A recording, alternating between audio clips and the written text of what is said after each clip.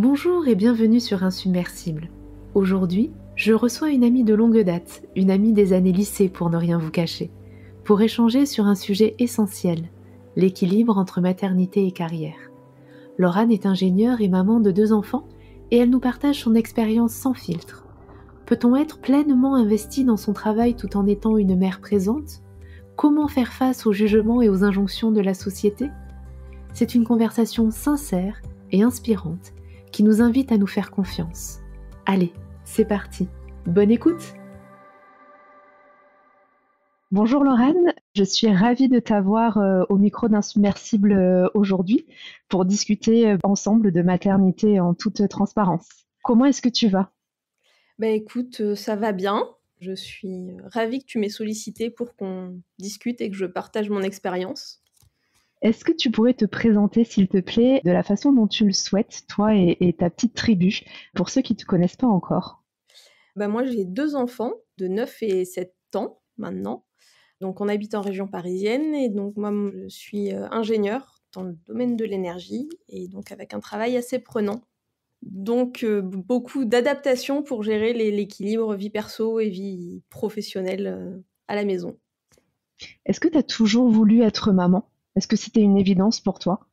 Non, non, c'est arrivé avec, le couple et enfin, c'était un peu une évolution naturelle, mais c'était pas une envie que j'ai toujours eue, c'est arrivé, plus tard.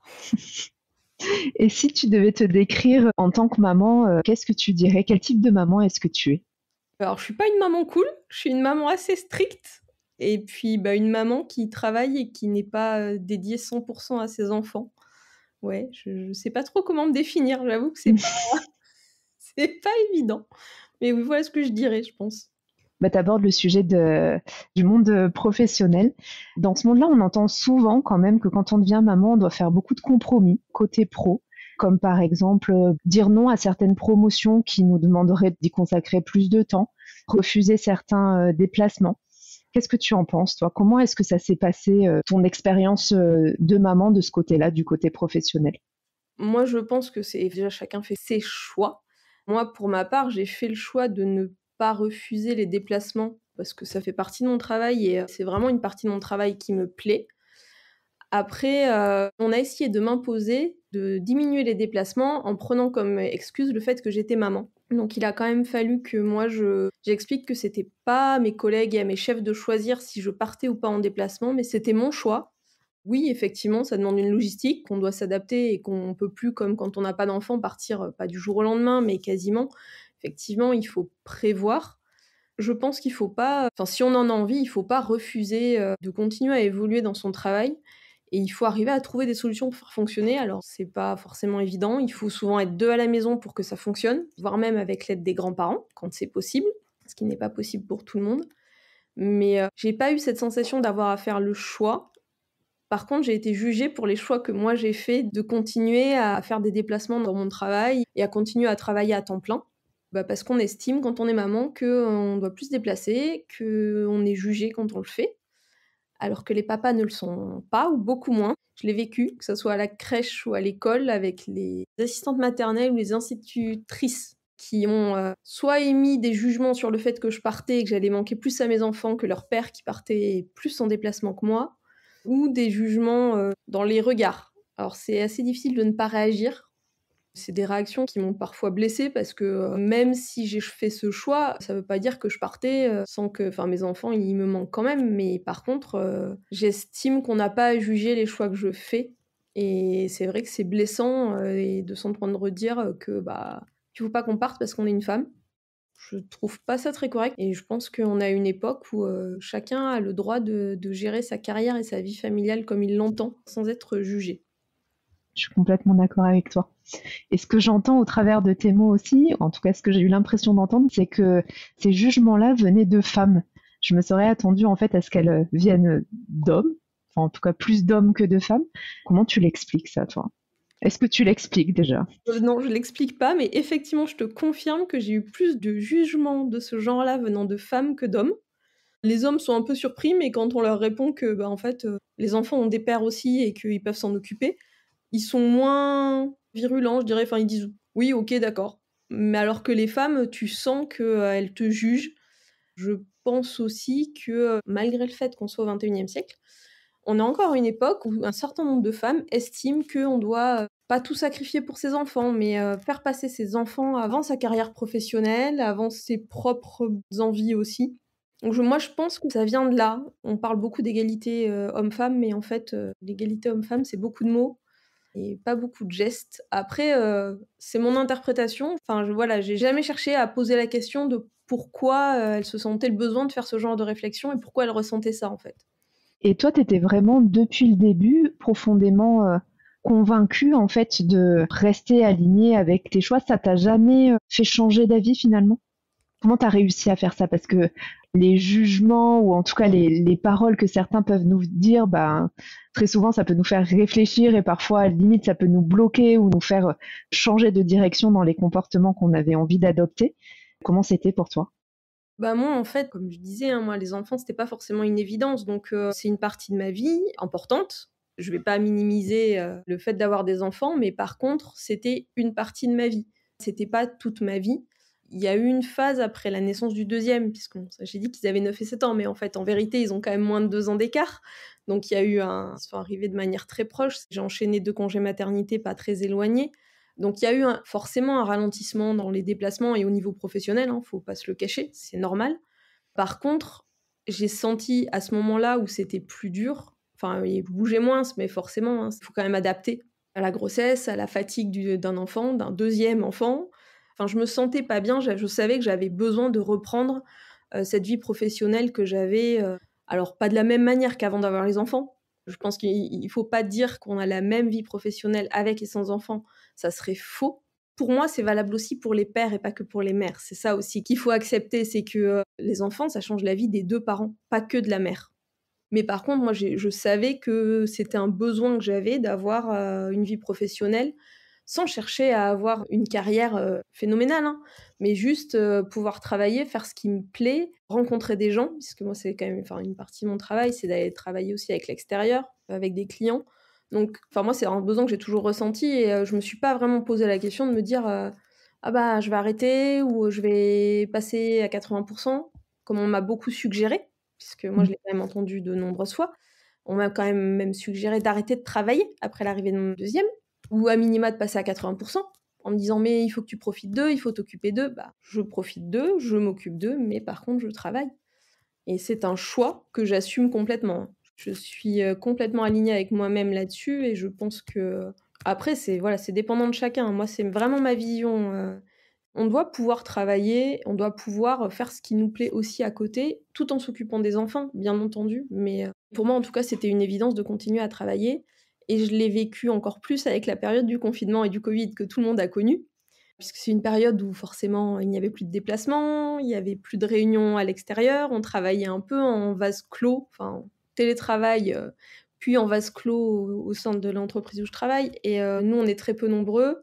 Au bout d'1 an et demi où, il y avait plus de réunions présentielles, plus de congrès, plus de déplacements, on sentait bien que tout le monde était un peu impatient que ça reprenne et effectivement vis-à-vis même enfin moi en plus avec, la maison et les enfants, oui je sentais que c'était un besoin et que ça me permettait d'avoir un équilibre et d'être, heureuse dans ma vie comme ça.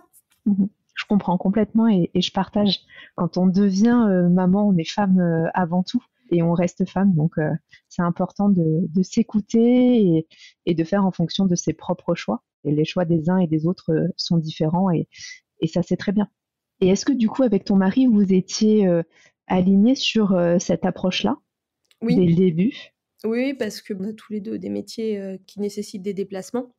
Donc ce qui est valable pour, moi l'est aussi pour lui et donc on fait en sorte, que nos agendas soient compatibles avec, la gestion des enfants et nos déplacements professionnels. Après, dans le cadre de notre travail, c'est aussi une obligation. C'est jamais réellement une obligation. Si vraiment on dit non, on peut, mais c'est un besoin dans nos métiers de se déplacer, de rencontrer des gens. Donc on a toujours été alignés là-dessus et à s'organiser. Quand, il est arrivé qu'on n'ait pas d'autre solution que de partir tous les 2 en même temps, c'est là où c'est vrai que nous on a fait appel à l'aide des grands-parents, ce qui est pas toujours possible, hein, pour tout le monde, nous on a eu cette chance-là. Mais oui, on a toujours été alignés, sans être ni l'un ni l'autre, carriéristes, on a un métier qui nous plaît et c'est aussi important de travailler, bah, pour l'équilibre, même de la famille en général. l'équilibre intellectuel, un peu le challenge. Enfin, ouais. C'est peut-être dû aussi à nos métiers, hein, mais on a besoin, et l'un et l'autre, de challenge intellectuel. Il faut ce bon mix-là pour que ça fonctionne pour vous. Et du coup, vous l'avez trouvé. Vous avez su l'écouter et le mettre en place. Chapeau pour ça. Merci. Quel conseil est-ce que tu donnerais à Laurane qui attend son premier enfant?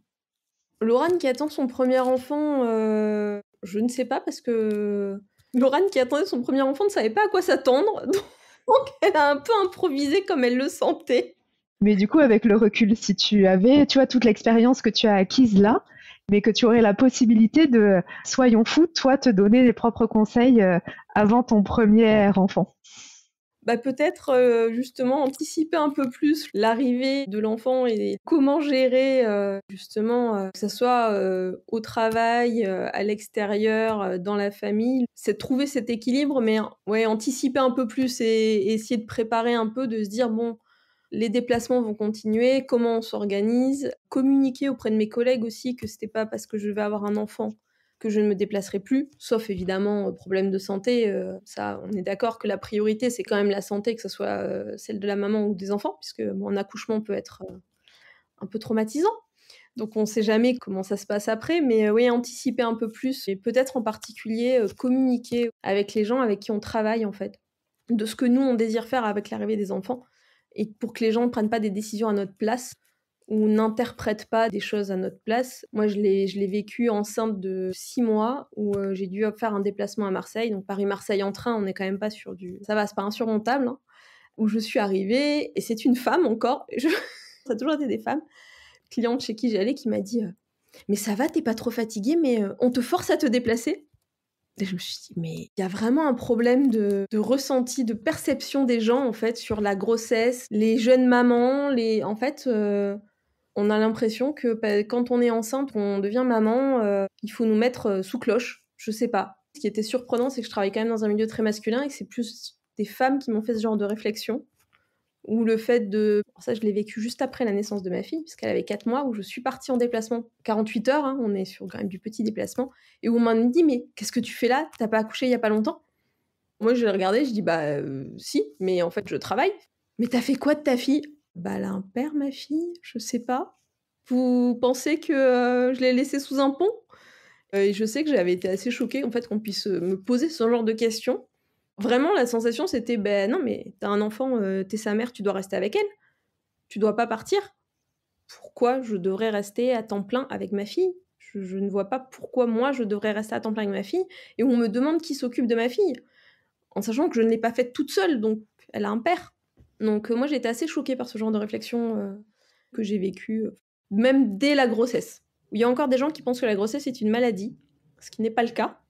Et je pense que dans le milieu professionnel, il y a encore des gens qui pensent que quand on est enceinte, on peut plus rien faire. Ça nous ampute une partie de nos capacités. Après, c'est pas forcément malveillant. Je pense qu'il y a certaines personnes très bienveillantes, mais où c'est mal dit. Oui. Après, il y a tout pour faire un monde, mais c'est vrai que je pense réexpliquer que effectivement, quand on est enceinte, on n'est pas malade et que finalement, c'est à chacune d'entre nous d'exprimer ce dont elle a besoin. Donc oui, parfois, on a besoin davantage se reposer parce que voilà, c'est quand même fatigant. Mais en tout cas, chacune est à l'écoute de soi, ou en tout cas autant que possible. Et il faut laisser aux futures mamans le soin de s'exprimer et pas interpréter peut-être certaines choses. C'est exactement ça, c'est que effectivement, je pense pas que ça soit malveillant, c'est souvent mal formulé, mais oui, enfin, je suis d'accord, en fait, chacune ressent sa grossesse différemment, hein, son état de fatigue, les besoins.